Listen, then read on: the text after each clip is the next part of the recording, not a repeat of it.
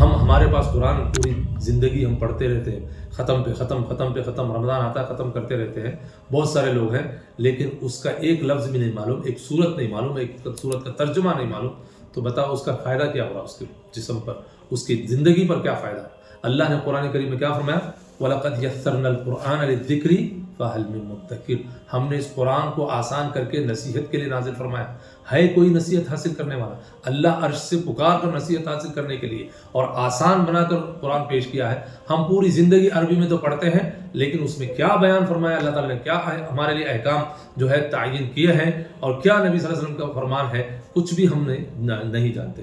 ضروری ہے کہ ہم قرآن کو ترجمے کے ساتھ پڑھیں۔ جب ترجمہ نہیں پڑھیں گے آپ تو کیسے معلوم ہوگا کہ اللہ تعالیٰ نے ہمارے لیے کیا پیغام بھیجا ہے آسمان سے؟ تو ہمارے دعاؤں کا بھی یہی حال ہے، ہم دعا تو پڑھتے ہیں لیکن اس کا معنی نہیں معلوم، اس کا ترجمہ نہیں معلوم، اللہ تعالیٰ ہمارے لیے کیا اس میں حکم دیا ہے اور کیا فضیلتیں بتائی ہے نہیں معلوم۔ تو اس لیے اہمیت تب بڑھتی ہے آپ کے دلوں میں جب اس کا ترجمہ سنیں گے اور سمجھیں گے۔ انشاءاللہ کوشش کریں گے۔